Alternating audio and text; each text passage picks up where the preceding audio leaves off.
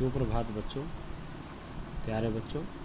आज हम 8वीं कक्षा की जो दूसरी पुस्तक है भारत की खोज के जो प्रथम पाठ है अहमदनगर का किला, उसका अध्ययन करेंगे और मुझे आशा आप उसे ध्यान से सुनेंगे और उसके जो मुख्य बातें हैं उन्हें अपनी रफ नोटबुक में नोट करेंगे।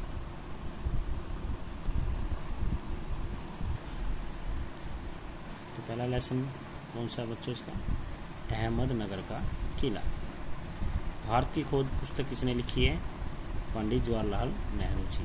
उनका जन्म कब हुआ था? 1889 में, और उनकी मृत्यु कब हुई थी? 1964। तो प्यारे बच्चों, ये घटना कब की है? ये लेसन कब लिखा गया था? अहमदनगर का किला 13 अप्रैल 1944 को।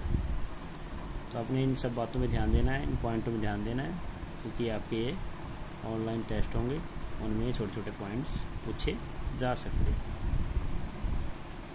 अहमदनगर का किला, अहमदनगर का किला 13 अप्रैल 1944। ध्यान से सुनना सब। यह मेरी 9वीं जेल यात्रा थी। हमें यहाँ आए हुए 20 महीने से भी अधिक समय हो चुका था। जब हम यहाँ पहुँचे तो अंधियारे आकाश में झिलमिलाते दूज के चांद ने हमारा स्वागत किया। शुक्ल पक्ष शुरू हो चुका था। तब से हर बार जब नया चांद उगता है तो जैसे मुझे याद दिला जाता है कि मेरे कारावास का 1 महीना और बीत गया है। चांद मेरे बंदी जीवन का स्थायी सहचर रहा है। सहचर क्या होता है? तो साथ चलता है। वही मुझे इस बात की याद दिलाता है कि अंधेरे के बाद उजाला होता है। प्यारे बच्चों, क्या है नीचे वाली लाइन में? देखो, ये किले की फोटो है अहमदनगर की। नीचे क्या? सन 1953 में जवाहरलाल नेहरू ने अहमदनगर किले की पुण्य यात्रा की, दोबारा से यात्रा की थी। कब की थी? 1953 में, 1953 में। प्यारे बच्चों, क्या है? अतीत का भार। इस लेसन में जो अगला पॉइंट है अतीत का भार। रूम नंबर 8, इसमें देखो क्या लिख रखा है बच्चों। रूम नंबर 8,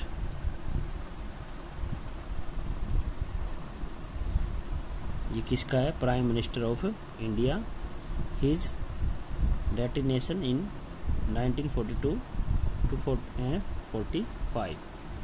मतलब कौन से नंबर कमरे में थे जवाहरलाल नेहरू? अहमदनगर में, रूम नंबर 8।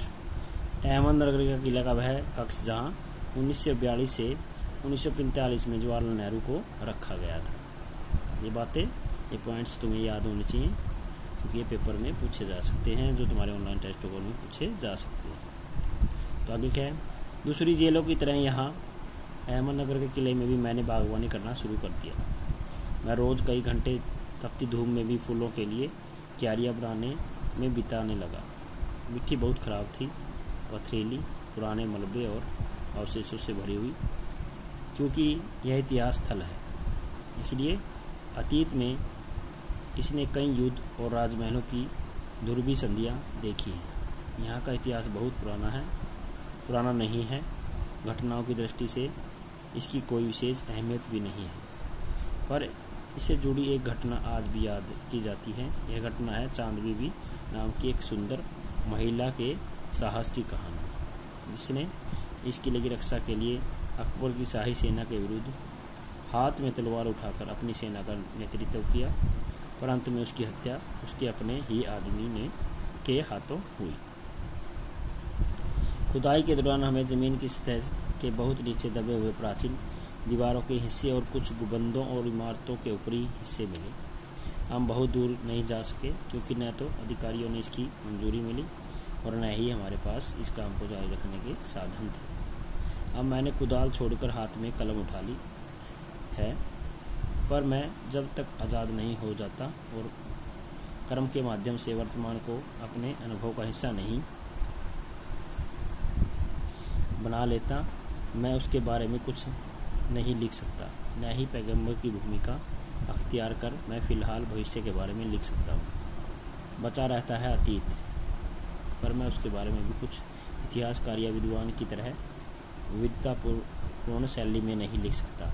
मैं पहले की ही तरह अपने आज के विचारों और क्रियाकलापों के साथ संबंध स्थापित करके ही उसके बारे में कुछ लिख सकता हूँ। गेटे ने एक बार कहा था कि इस तरह का इतिहास लेखन अतीत के भारी बोझ से एक सीमा तक राहत दिलाता है।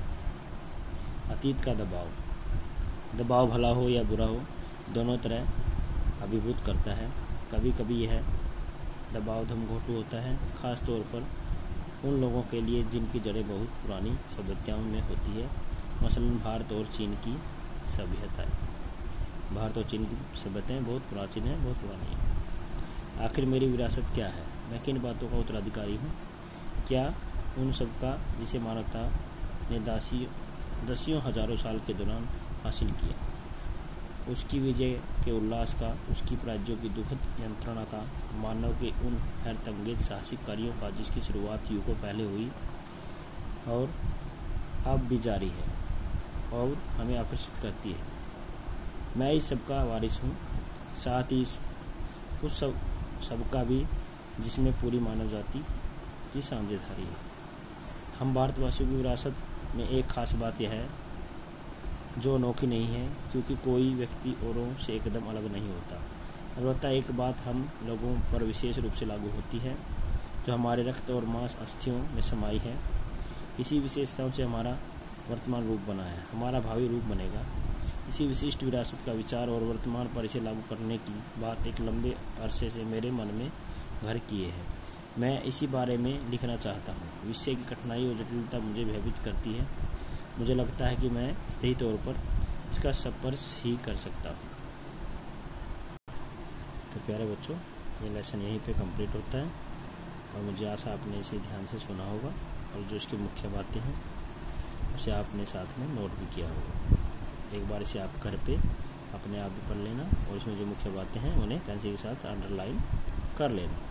तो प्यारे बच्चों, आज के लिए इतना ही। आपका बहुत बहुत धन्यवाद।